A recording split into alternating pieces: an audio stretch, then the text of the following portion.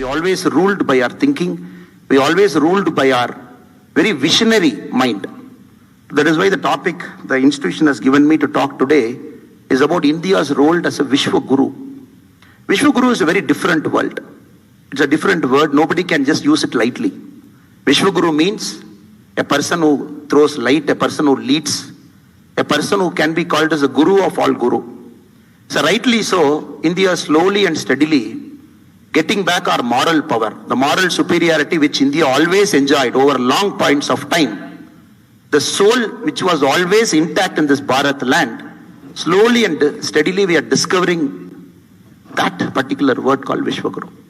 So it is only fitting the Honorable Minister has come in, and India's success as a country in the last 8 years in our foreign policy is a clear testament, is an able testament, is a convincing testament to the fact India is slowly and steadily emerging back to its old system and old roots.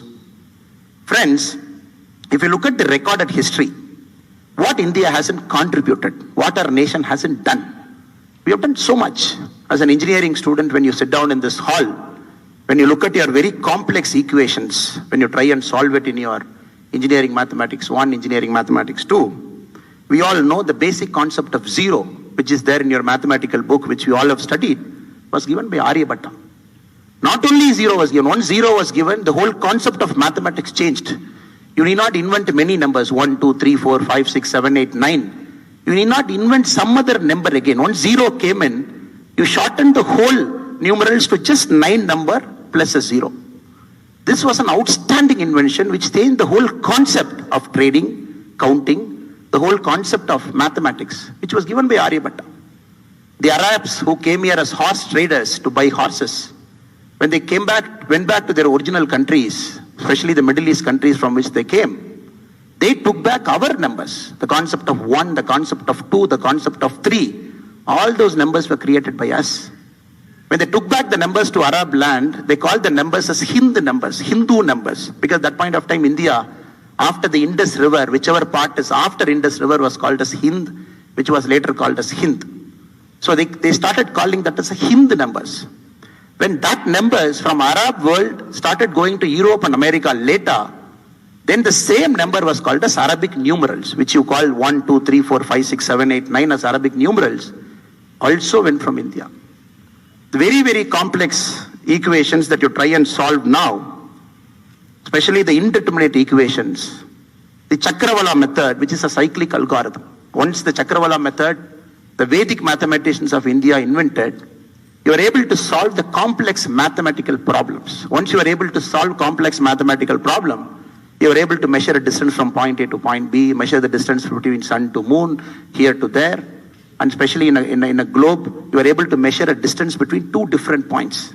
That changed the concept of astronomy, that changed the concept of navigation, that changed the concept of ship sailing. Again, that came from this land, the Vedic mathematics. If you go one step further and see what our country has contributed many, many years back, when John Dalton proposed the concept of atom, which we all have studied in physics, proton, neutron, electron, when John Dalton proposed, a century before, the great Saint Kannad developed the concept of Anu, developed the concept of atom, developed the concept of motion in a deepest particle. That is a century before John Dalton. We have given that. That was also given by this great soul called the spiritual soul in this great Bharat land. When the whole world was thinking Earth is stationary and all the planets were moving around Earth, and based on it millions of inventions happened, millions of great things have happened. Then a great man again from India called Aryabhatta, he proposed the first heliocentric theory. He said, look, the sun is stationary and everything is moving around the sun.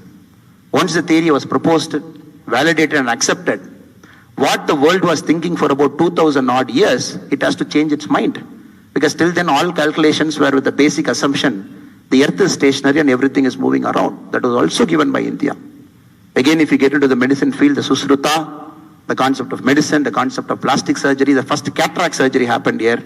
Again, the concept of Ayurveda, the concept of open surgery, whichever field you look at it, we had a very distinct stamp there.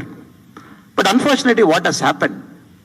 600 years we were not controlling the narrative during the Mughals period.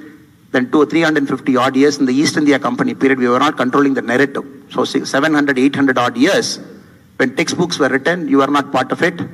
When the Gutenberg printing press came in Europe, first time they started printing books. It was not printed with an Indian history. Somebody else printed with their history. The Hindu numerals were called as Arabic numerals in the printing press that was printed in Europe. So we have lost that kind of a small power and large kind of vacuum we have done it. Now post-independence from 1947, all of you are seeing, including me, India's foreign policy, how the world countries are treating India. We were living at a time after 1947, we were so confused which economic model to follow. A great country called Bharat, which was standing as a world beacon to everybody in terms of our putting family at the center of our economic model, in terms of putting agriculture as the fulcrum of our economy. When such a great country, after 1947, we are struggling which economic model to follow. Is it the Russian model of 5-year plan? Is it the American model of an open country? When we are struggling for 40, 50, 60 odd years, 1991, we were forced to open up our country and post that liberalization, globalization. I remember when I studied engineering in Coimbatore from 2002 to 2007, out of 60 of my batchmates, 49 are not in India now. They are in US, they are in Europe, they are in some part of the world. Because it was very fascinating at that point of time, because India never had an opportunity. And everybody were looking at a MS in US, they were looking at a MTech there, or probably an MBA in a European country. And nothing wrong in it, because they felt it is good for their career, they all settled. But if you look at the batch of Krishna, maybe 2 years, 3 years from now, when you graduate from the school, I can confidently say 70-80% of you will be going to stay back in India. You would be doing something, you'll be studying a master's somewhere in India, probably in a Delhi, probably in a Chennai or a Bangalore or a Hyderabad. Because the world is changing, the fulcrum is shifting towards India. Some of the best, the finest universities, the reverse brain drain. People who are sitting in the Silicon Valley, they're coming back. India has just achieved its 100th unicorn. Unicorn is a very important barometer now for a youngster. When you look at a country, when you look at business as an opportunity, entrepreneurship as a goal, India has just hit its 100th unicorn. 100 companies, they have got a valuation of 1 billion or more, which is amazing. The last 1 year alone, 41 companies have entered into the unicorn territory, which is exactly amazing. If you look at the combined valuation of the 100 unicorns, it is $333 billion. $333 billion, 100 private companies, that is their valuation in India. Only other country which can compete with India in terms of unicorn is probably US now. No other country can compete. So unicorn is a metric because 10 years from now, many of these unicorns are going to be global conglomerates, having 10,000 people or more, or 50,000 people or more, or even 1 lakh people or more. That is the kind of India in which you are entering. India is getting back its moral supremacy, probably the last world power. Very, very importantly, we are doing it the Indian way. That is more important. We can do it in any other way, but we are getting back to our roots. We are doing it our Indian way. Especially when the minister is there, the honorable minister is going to expound many, many great things, what we have done in the last 8 years. But still, as a citizen of this country, what we felt very, very proud is for the first time, the citizens of India, we feel safe. Previously, we never know when the next bomb blast will happen. Is it going to be Mumbai? Is it going to be Hyderabad? Is it going to be an external element who will infiltrate and put a bomb? When I was a police officer for 9 years, that was the biggest worry for us. Will it be in Bangalore or will it be in some other major city? Now, because of our way of having a very matured and very aggressive foreign policy sometimes also, you are not seeing any bomb blast happening anywhere. No external element, be it China or be it Pakistan or be it anybody else. Probably this is the safest point in India's history you are living. And if you go one step further, when the British Prime Minister Boris Johnson came to Delhi some time back, he made a statement. I am alive because of 2 things. One, the nurses from Kerala were there in the ICU in England where I was admitted for COVID. And the 2 doses of vaccine that was put to me to come out of COVID was manufactured in India. Just look at it. 200 or 350 odd years you have come to India, you have taken our heart and soul, you have killed many of our industries, you have killed our agriculture, the artisan, the handicraft, and many things we have lost when East India Company was here. Now, a prime minister from that country coming to Delhi, standing in our soil, thanking Indians for saving his life and thanking Indian companies for generating that COVID vaccine because of which is alive. That is the level to which we have come. Not only have we vaccinated 200 doses in India, Vaccine Maitri, we have sent vaccines across the world, Africa, America, Europe, every single place our vaccines have gone. So that is the kind of India we're living. I'm just a night watchman. My role is just to warm up and deliver the stage to Muralidharan Ji, the authentic person, the person who's in the middle of things in the last many, many years, to show India in a very new light, to show all our achievements to you.